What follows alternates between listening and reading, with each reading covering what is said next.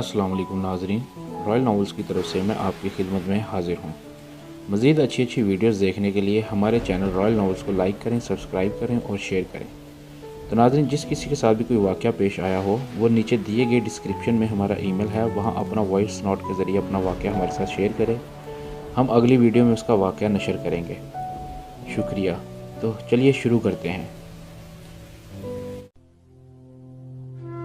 तो नाजरीन शुरू करते हैं और लड़की में जिन आ गया का तीसरा हिस्सा। खैर कुछ और ज़्यादा तो ना हुआ, लेकिन आमना बीबी की इस नौकरानी ने जाकर खबर दे दी कि आज दोनों ने नाश्ता भी मिलकर किया है। आमना बीबी ने सोचा हो ना हो दोनों मिलकर इसके खिलाफ कोई साजिश कर रही हों। इनायत बेगम के बारे में तो वो जानती थी कि चौधरी कई सालों से इसके कमरे का रुख नहीं कर रहा, लेकिन हो सकता है इस हसद में इनायत बेगम सोतन के बजाय सांप बन जाए। फिर रज्जो तो अभी बिल्कुल ताज़ा है और मर्द इस मुकाम पर आसानी से फिसल सकता है। हो सकता है चौधरी इसके बदन के नशेबो फराज में बहक जाए और आमना बीबी पर होने वाली अनायत में कमी करने पर तुल जाए। रज्जो ने भी मामलात की नज़ाकत को समझकर कमर कस ली थी। इनायत बेगम की मुकर्रर करदा खादमाओं की बदौलत अब सारा दिन इसकी खूब खिदमत की जाती। अच्छा मसाज, ज़रूरत से भी ज़्यादा सोना, नहाना धोना, खाना पीना और बस आराम। दिन में इसका यही मामूल था। रात को वो चौधरी के सामने आते ही बेबाक हो जाती। मंसूबे के मुताबिक बार बार इसे बिस्तर की दावत देती, कभी छेड़ती कभी उकसाती, बल्कि कभी कभी तो इसकी मर्दानगी को ललकारती। चौधरी जो इनायत बेगम और रज्जो के प्रोग्राम से लाइल्म था, हर रात बिस्तर में अपनी सी कोशिश करता, बार बार हिम्मत जमा करके अपनी मर्दानगी का भरम रखने की सही करता। रोज़ एक बार हकीम के पास जाता, इसके बावजूद इसे तमाम रास्ते बंद होते नज़र आ रहे थे। तंग आकर इसने तय किया कि वो कभी कभी किसी दूसरे कमरे में सो जाया करे, मगर जब पहली बार ही इसने ऐसी कोशिश की तो रज्जो ने पहले तो काफ़ी इंतज़ार किया, लेकिन आखिर में मुलाजिम के हाथ इसे बुलावा भेजा। साथ में ये भी पैगाम दिया कि अगर वो आप नहीं आएंगे तो वो खुद इसके पास चली जाया करेगी। चुनाचा चौधरी को बादल नखास्ता आना ही पड़ा। यूं 7 रातों तक ये सिलसिला किसी न किसी तरह चलता रहा, मगर 8वीं रात जब रज्जो ने इसे तीसरी बार उकसाया तो इसके असाब जवाब दे चुके थे। जादू टोने और तवीज़ गंडे पर भी इसे यकीन था, सो अब इसे ये भी शक हो गया था कि रज्जो कोई आम लड़की नहीं है। अगर ये कोई जादू टोना नहीं जानती तो ज़रूर इस पर किसी जिन भूत का साया है जो इसे ऐसी हरकत पर मजबूर करता है। चुनाचा इसने रज्जो से पूछा, ये तो पक्की बात है कि तुम कोई आम लड़की नहीं हो, अब सच सच बताओ तुम कौन हो। रज्जो तो पहले ही इस मौके का इंतज़ार कर रही थी। इसने हिम्मत जमा की और फौरन एक भारी मर्दाना आवाज़ में के जिसकी वो कई दिनों से मश्क कर रही थी, इसे जवाब दिया, मैं एक जिन हूँ और इस लड़की के जिस्म में रहता हूँ। मेरा नाम है जंडल खम्बाटा। ये जो कुछ भी करती है वो दरअसल में मैं करता हूँ। इसके जिस्म में जो ताकत और तलब है वो असल में मेरी ही ताकत और तलब है। और पूछो क्या पूछना है। जंडल खम्बाटा, तुम ऐसा क्यों कर रहे हो? तुम चाहते क्या हो? चौधरी ने डरी हुई आवाज़ में पूछा। रज्जो इसी मर्दाना आवाज़ में और भी रौब से बोली, ये लड़की अब मेरी है, सिर्फ मेरी। तुम इसे तलाक दे दो वरना मैं यूं ही तुम्हें तंग करता रहूँगा। चौधरी फौरन राज़ी हो गया, ठीक है, मैं सुबह ही इसे तलाक दे दूँगा। रज्जो के अंदर का जिन बोला, लेकिन ख्याल रहे अब ये लड़की अकेली नहीं है, अब मैं भी इसके जिस्म में रहता हूँ, इसलिए हमारी ज़रूरतें भी बढ़ गई हैं। لہٰذا ان 12 एकड़ ज़मीन से अब हमारा गुजारा नहीं होगा जो तुमने शादी करते वक्त इसके नाम की थी। तुम्हें तलाक के साथ 13 एकड़ ज़मीन और भी देनी पड़ेगी। नहीं नहीं, और ज़मीन नहीं मिलेगी। मैंने पहले ही गलती की जो 12 एकड़ इसके नाम लगा दिए। तुमने तलाक का कहा है वो मैं देने को तैयार हूँ। इसको जो जेवर पहनाए हैं और बहुत से कीमती कपड़े बनवा कर दिए हैं, मैं वो भी वापस नहीं मांगूंगा। चौधरी ने पूरी हिम्मत से जवाब दिया। रज्जो के अंदर का जिन फिर बोला, तो ठीक है, मैं तुम्हारी हर बीवी और हर इस औरत के जिस्म में घुस जाया करूंगा। तुम जिसके पास जाया करोगे और तुम्हारा यही हाल किया करूंगा जो मैं अब कर रहा हूँ। इसके अलावा ये लड़की भी सबको बताएगी कि तुम जिनसी तौर पर एक जवान लड़की का साथ नहीं दे सकते, इसलिए तुमने इसे तलाक दी है। चौधरी सियासत के दाव पेच का माहिर मगर तो हम परस्ती में इतना गड़ा हुआ था कि इसे मौके पर ज़रा भी इस्तकामत का मुजाहरा ना कर सका। इसने 2 मिनट से ज़्यादा नहीं सोचा और अपनी तरफ से झंडल घंबाटा के नाम के जिन को जवाब दिया, ठीक है, मैं तैयार हूँ, मैं तैयार हूँ। मैं कल सुबह ही दोनों काम कर दूंगा। अब मैं जाऊँ, मैं दूसरे कमरे में सोना चाहता हूँ। रज्जो वाले जिन ने कहा, जाओ, लेकिन ख्याल रखना अगर तुमने वादा खिलाफी की या कोई हेरा फेरी करने की कोशिश की तो मुझसे बुरा कर कोई नहीं होगा। नहीं नहीं, तुम्हें ऐसा करने की ज़रूरत नहीं पड़ेगी, मैं कल ही ये सारे काम कर दूंगा। और वो कमरे से बाहर निकल गया। दूसरे दिन चौधरी डेरे पर नहीं गया। हवेली में अजीब हलचल मची हुई थी, क्योंकि आज तक ऐसा नहीं हुआ था कि चौधरी हवेली में मौजूद हो और सुबह घुड़सवारी करता हुआ डेरे तक न जाए। नहा धोकर चौधरी ने कुछ टेलीफोन किए और फिर आमना बीबी के पास जा पहुंचा। इसके टेलीफोनों से ही ये बात पूरी हवेली में फैल गई थी कि चौधरी रज्जो को तलाक देना चाहता है। चुनाचा आमना बीबी ने भी पहला सवाल इस ज़मन में किया। मुझे गलत बताया गया था आमना, वो लड़की अभी बहुत छोटी है, बहुत बचपना है इसमें। चौधरी ने जवाब दिया, मैंने आपको पहले ही समझाया था, लेकिन अब आप मेरी सुनते ही कहाँ हैं। तुम्हारी ही तो सुनता हूँ, और किसकी सुनता हूँ यहाँ पूरी हवेली में। आज भी देखो, इस फैसले के बाद सबसे पहले तुम्हारे पास ही आया हूँ। तुम सिर्फ मेरी बीवी नहीं हो, मेरी महबूबा भी हो, मेरी दोस्त भी हो। पूरे 9 दिन के बाद आपने इधर का रुख किया है आज, और अभी भी पता नहीं शाम को फिर कहीं शहर की तरफ निकल जाएं। शहर तो खैर आज जाना ही है, बहुत ज़रूरी काम पड़े हैं वहाँ, लेकिन मैं कल ही लौट आऊँगा और आऊँगा सीधा तुम्हारे पास। मैं तो हमेशा आपकी बात का यकीन कर लेती हूँ, और ये बात कि आप हमेशा ही धोखा दे जाते हैं। आपको एहसास ही नहीं रहता कि मैं आपके बगैर कितनी अकेली हो जाती हूँ। खुदा ने अभी तक कोई बच्चा भी तो नहीं दिया, वरना मैं इसी के साथ मसरूफ़ हो जाती। वो भी हो जाएगा मेरी जान, जब भी खुदा को मंजूर होगा वो भी हो जाएगा।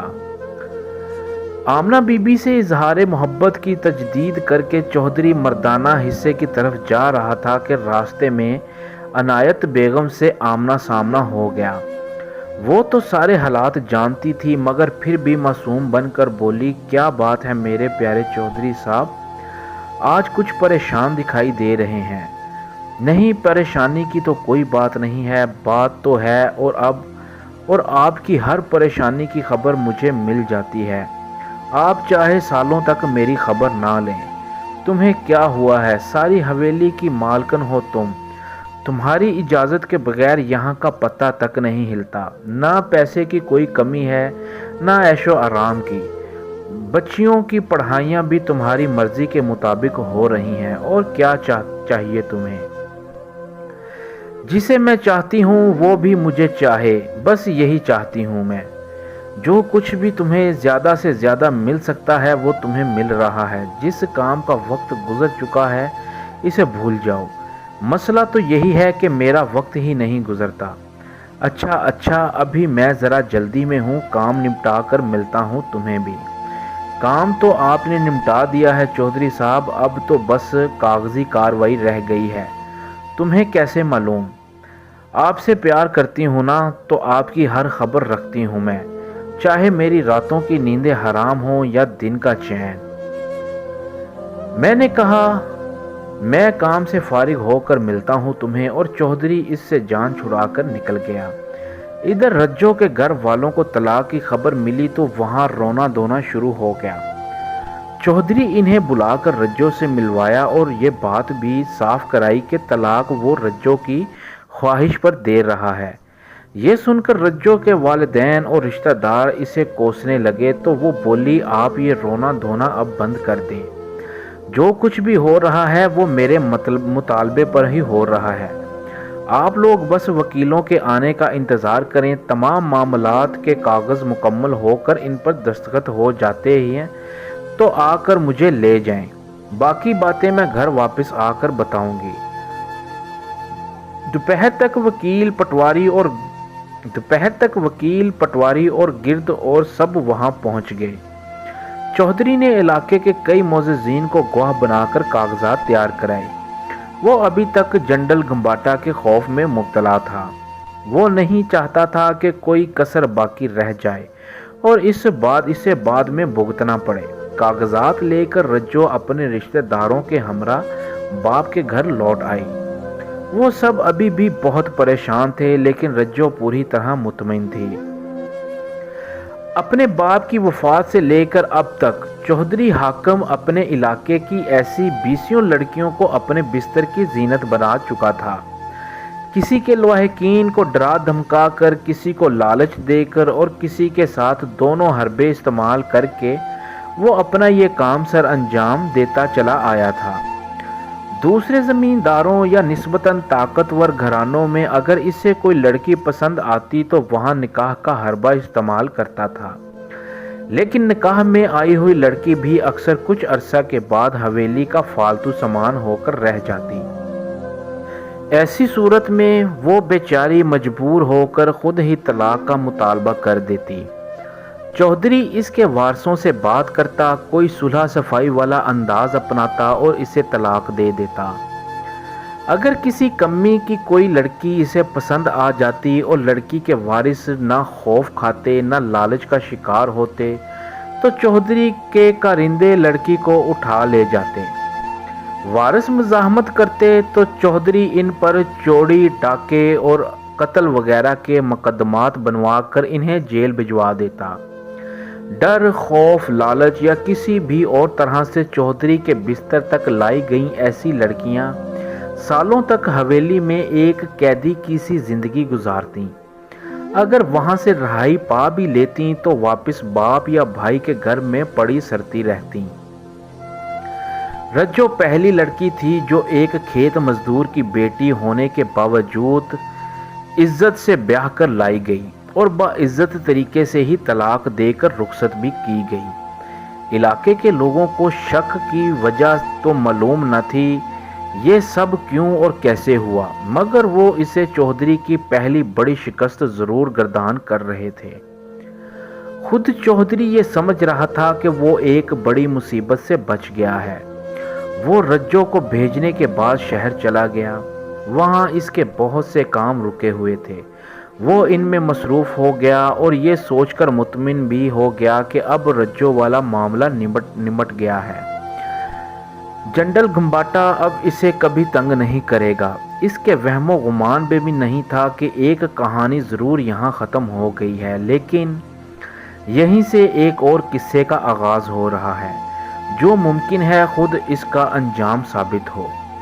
رجو اب باپ کے گھر واپس پہنچی تو وہ بہت سے قیمتی ملبوسات، سونے کے زیورات اور ایک مربع اراضی کی مالک تھی۔ اس لیے جب اس نے سب کو صاف صاف لفظوں میں کہا کہ اس کی طلاق کی وجہ سے کوئی اس سے دکھ یا ہمدردی کا اظہار نہیں کرے گا، یہ طلاق اس کے لیے خوشی کی بات ہے اور اس کی جیت بھی، تو کسی کی بھی اس کے آگے بولنے کی جرت نہ ہوئی۔ رجو کی سہیلیاں بھی روز اسے ملنے کے لیے آ رہی تھیں۔ رجو خوب بن ٹھن کر ان کا استقبال کرتی اور ان کی خاطر تواضع بھی کرتی۔ چودھری کے اب تک ہونے والے مظالم کی وجہ سے علاقے کی ہر جوان لڑکی سہمی ہوئی رہتی تھی۔ اس معاملے میں اب تک اتنے واقعات ہو چکے تھے اور پولیس کچہری یہاں تک کہ وکیلوں تک جانے میں بھی کوئی فائدہ نہیں ہوا تھا۔ لگتا تھا جیسے اس علاقے کے سب لوگ چودھری حاکم کے آگے بالکل بے بس ہیں۔ اس لیے ہر لڑکی کو یہ جاننے کی جلدی تھی کہ رجو آخر کس طرح چودھری کے چنگل سے اور اتنے باعزت طریقے سے بچ نکلنے میں کامیاب ہو گئی۔ رجو اپنی ہر سہیلی کو پوری بات بتا دیتی، اس وجہ سے جلد ہی جنڈل گھمباٹا اس کی سب سہیلیوں میں اور پھر پورے علاقے کی لڑکیوں میں مشہور ہو گیا۔ بعض لڑکیاں تو مذاق میں بھی ایک دوسرے سے پوچھتی، کیا تمہاری بھی کسی جنڈل گھمباٹا سے دوستی ہے؟ حویلی چھوڑنے سے پہلے عنایت بیگم اور رجو کے درمیان یقیناً بہت گہرے عہد و پیماں ہوئے تھے، لیکن اس کی تفصیلات تو کسی کو بھی معلوم نہیں تھیں۔ البتہ بات ضرور کوئی گہری تھی۔ اس وعدے کو وفا کرتے ہوئے عنایت بیگم نے اپنے ایک عزیز کو ساتھ بھیج کر رجو کے تمام زیورات ایک بینک کے لاکر میں رکھوا دیے۔ ساتھ ہی اس نے اپنی بیٹیوں کی مدد کے لیے آنے والی استانی کی ڈیوٹی لگائی کہ وہ رجو کو اردو لکھنا پڑھنا سکھا دے۔ کچھ ہی دنوں میں پورے 25 ایکڑ زمین کا انتقال بھی رجو یعنی رضیہ بی بی کے نام ہو گیا۔ آہستہ آہستہ اس نے اپنی زمین کی دیکھ بھال کا کام بھی سنبھال لیا۔ اس کے باپ اور چچا لوگوں نے اسے بہت سمجھایا کہ وہ ابھی عمر میں چھوٹی ہے، اس لیے لوگ اس کی بات آسانی سے نہیں مانیں گے، اور پھر وہ اس کے بڑے ہونے کے ناطے پوری محنت اور دیانتداری سے اس کے کھیتوں اور فصلوں کی دیکھ بھال کریں گے۔ لیکن وہ مصر رہی کہ ہر کام اس سے پوچھ کر، اسے بتا کر اس کی نگرانی میں ہوگا۔ اس نے سب کو مجبور کر دیا کہ اب اسے رضیہ بی بی کہہ کر ہی بلایا جائے گا۔ لفظ رجو آج کے بعد استعمال نہیں ہوگا۔ 14 سالہ ایک دیہاتی لڑکی کا یہ حاکمانہ رویہ برداشت کرنا کسی کے لیے بھی آسان نہ تھا، خاص طور پر ان کے لیے جو رشتہ میں بھی اس کے بڑے تھے۔ مگر اس وقت طاقت کا توازن اس کے حق میں تھا، اس لیے سب اس کی بات ماننے کے لیے مجبور تھے۔ چند مہینوں میں ہی اس نے تھوڑی اردو پڑھنی لکھنی سیکھ لی۔ اب کھیتوں کی آمدنی بھی اس کے پاس آنے لگی۔ روپیہ پیسہ ہاتھ آتے ہی اس نے شہر سے سعدیہ احمد نام کی ایک استانی کو یہاں اپنے ساتھ رہنے کے لیے بلا لیا۔ معقول تنخواہ کے علاوہ اس کے آرام وغیرہ کا بھی خیال رکھا جاتا تھا۔ ہفتے میں 2 دن وہ اپنے گھر بھی جا سکتی تھی۔ نئی استانی معقول نصابی علم کے علاوہ ایک دانا اور ہمدرد انسان تھی۔ اس نے اردو لکھنا پڑھنا تو رضیہ کو سکھایا ہی تھا، ساتھ ساتھ اسے زمانے کے نشیب و فراز سے بھی آگاہ کر دیا۔ زندگی کے بارے میں جتنا علم اس کے پاس تھا تو وہ اس نے سارے کا سارا رضیہ کے دماغ میں انڈیل دیا، اور اس سے دعا بھی دی کہ وہ اس علاقے میں رضیہ بی بی کے روپ میں رضیہ سلطان کی طرح مضبوط عورت بن کر ابھرے، یہاں تک کہ وہ آس پاس کے دیہات کی عورتوں کے لیے ایک مثال بن جائے۔ اس تمام عرصہ میں چودھری حاکم زیادہ وقت تو شہر میں ہی گزارتا رہا، البتہ جب بھی کبھی وہ گاؤں میں موجود ہوتا تو اکثر اس کی شامیں آمنہ بی بی کے ساتھ ہی کٹتیں۔ نہ جانے کیوں مگر اب آمنہ بی بی سے اس کی محبت نئے سرے سے جوان ہو گئی تھی۔ اس کے ساتھ ساتھ آمنہ بی بی کی ماں بننے کی خواہش بھی شدید سے شدید تر ہوتی جا رہی تھی، اگرچہ امید کا ابھی دور دور تک نام و نشان بھی نہیں تھا۔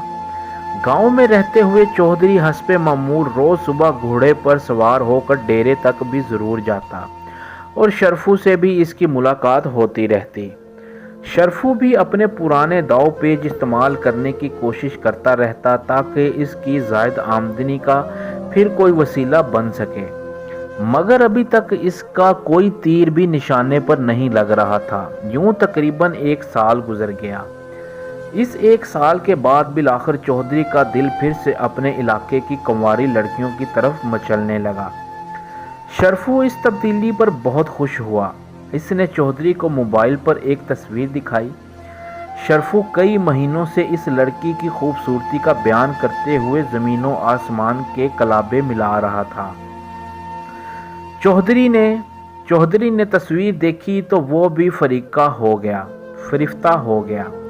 شرفو نے بتایا تھا کہ لڑکی کے ماں باپ اور بھائی وغیرہ سب پیسے کے انتہائی لالچی ہیں، اس لیے امید ہے کہ بات آسانی سے بن جائے گی۔ چودھری نے شرفو کو سمجھانے کی کوشش بھی کی کہ پہلے ہی رجو کا معاملہ بگڑتے بچا ہے، اب اگر اس لڑکی کے ماں باپ یا بھائیوں کی غیرت جاگ اٹھی تو لینے کے دینے پڑ جائیں گے۔ لیکن شرفو بولا، حضور یہ لوگ غربت کی چکی میں اتنے پس چکے ہیں کہ اب غیرت کی کوئی کنکری بھی نہیں بچی ہوگی۔ چودھری کی طرف سے ہری جھنڈی ملتے ہی شرفو نے لڑکی کے ماں باپ سے رابطہ کیا اور انہیں روپے پیسے کے سبز باغ دکھانے کے ساتھ ساتھ مکمل رازداری کا بھی یقین دلایا۔ لڑکی کو پہلے سے ہی کچھ شک تو تھا مگر مکمل بات کا علم نہیں تھا۔ اتفاق سے اسے شرفو اور اپنے ماں باپ کے درمیان ہونے والی گفتگو کا تھوڑا سا بہت حصہ سننے کا موقع مل گیا اور اس کا شک یقین میں بدل گیا۔ شرفو کے جانے کے بعد لڑکی نے ماں باپ سے کہا کہ وہ ان کی اطاعت گزار اور فرما بردار ہیں، ان کے ارادوں کے خلاف نہیں جائے گی، مگر اگلی بات شروع ہونے سے پہلے وہ ایک بار شرفو چاچا سے ملنا چاہتی ہے۔ لڑکی کو پہلے اس کی کسی سہیلی نے رضیہ سے چودھری کی شادی اور پھر طلاق کی ساری کہانی سنا دی تھی۔ بعد میں اس کی ایک بار رضیہ سے براہ راست ملاقات بھی ہو گئی تھی۔ انہی معلومات کی بنا پر جب وہ شرفو سے ملی تو اس نے چودھری کے لیے نہایت پیار اور فرما برداری کے لہجے میں ایک پیغام دیا جو کچھ یوں تھا کہ اسے بھی چودھری حاکم جیسے بڑے آدمی کے ساتھ 1 2 یا 4 راتیں گزار کر بہت خوشی ہوگی، مگر اس کے ساتھ اس کا دوست جنڈل کھمباٹا بھی اس کی رکھوالی کے لیے آئے گا۔ شرفو جانتا تھا کہ اس نام کا کوئی بندہ تو سرے سے اس علاقے میں موجود ہی نہیں، پھر یہ کیا واقعہ ہے؟ اس نے استفسار بھی کیا کہ اسے جنڈل کھمباٹا کے بارے میں بتایا جائے کہ وہ کون ہے، لیکن لڑکی نے شرفو کو تاکید کی کہ وہ پہلے چودھری کو صرف اتنا بتائے، پھر اگر چودھری نے حامی بھر لی تو وہ مزید تفصیل بھی بتا دے گی اور خوشی خوشی آ بھی جائے گی۔ شرفو نے چودھری کو لڑکی کے الفاظ یعنی اس طرح پہنچا دیے۔ چودھری تو لڑکی کی بات سنتے ہی ایک جھٹکا سا لگا اور اس کے سامنے رجو والی راتوں کا نقشہ آ گیا، مگر اس نے اپنی حالت ظاہر نہ ہونے دی بلکہ شرفو کو 1 2 دن سوچنے کا کہہ کر ٹال دیا، لیکن 2 دن بعد ہی یہ کہہ کر اس سلسلے سے انکار کر دیا کہ اسے خبر ملی ہے لڑکی کے دماغ میں کچھ خرابی ہے اور سنا ہے اسے کبھی کبھی پاگل پن کے دوڑے بھی پڑتے ہیں۔ شرفو کو کسی کی بھی کوئی بات سمجھ نہ آئی مگر وہ کچھ کر بھی نہیں سکتا تھا۔ رضیہ نے اب تک نہ صرف ڈرائیونگ سیکھ لی تھی بلکہ ایک پرانی پک اپ بھی خرید لی تھی۔ اپنے کھیتوں پر اب وہ روایتی فصلوں کی جگہ وہ زیادہ تر سبزیاں اگانے لگی تھی۔ کاشت کے انداز میں بہتری لانے کے لیے اس نے زرعی سائنسدانوں سے بھی مدد لینی شروع کر دی تھی۔ نہایت ضروری کاموں کے علاوہ رضیہ کے کھیتوں میں اب مرد لوگوں کا آنا کم ہی ہوتا تھا۔ زیادہ تر کام اب وہ عورتیں اور لڑکیوں سے ہی لیتی تھی۔ وہ تمام عورتیں اور لڑکیاں جو پہلے صرف کپاس چننے، دھان لگانے یا دیگر ہلکے پھلکے کاموں تک محدود تھیں، اب سبزیاں اور دیگر فصلیں ہونے، انہیں پانی دینے، ان کی نلائی کرنے اور ضرورت پڑنے پر ان کی کاٹ جھانٹ کا کام بھی کرنے لگی تھیں۔ رضیہ خود بھی ان کے ساتھ مل کر ایسے سب کام کا انجام دیتی تھی۔ یوں اب اس علاقے کی بہت سی عورتیں اور لڑکیاں اس کے کھیتوں میں کام کر کے معقول پیسے بھی کمانے لگی تھیں۔ ناظرین، یہ تھا کہانی اور لڑکی میں جن آ گیا کا تیسرا حصہ۔ اس کہانی کا چوتھا حصہ ہم اگلی سٹوری میں پیش کریں گے۔ تو ناظرین، یہ تھا آج کا واقعہ۔ دوستو، واقعہ پسند آیا ہو تو کمنٹس کر کے لازمی بتائیے گا۔ اللہ آپ کے تمام گھر والوں کو ہمیشہ خوش و خرم رکھے، آمین ثم آمین یا رب العالمین۔ مزید اچھی ویڈیوز دیکھنے کے لیے ہمارے چینل رائل ناولز کو لائک کریں، سبسکرائب کریں اور شیئر کریں، اور بیل آئیکن پر کلک کرنا نہ بھولیے۔ اگر کسی کے ساتھ کوئی واقعہ پیش آیا ہو تو نیچے دیے گئے ڈسکرپشن میں ہمارا ای میل ہے، وہ اپنا واقعہ وائس نوٹ میں ہمیں میل کرے، ہم اس کا واقعہ اگلے دن اپنے ویڈیو میں نشر کریں گے۔ شکریہ۔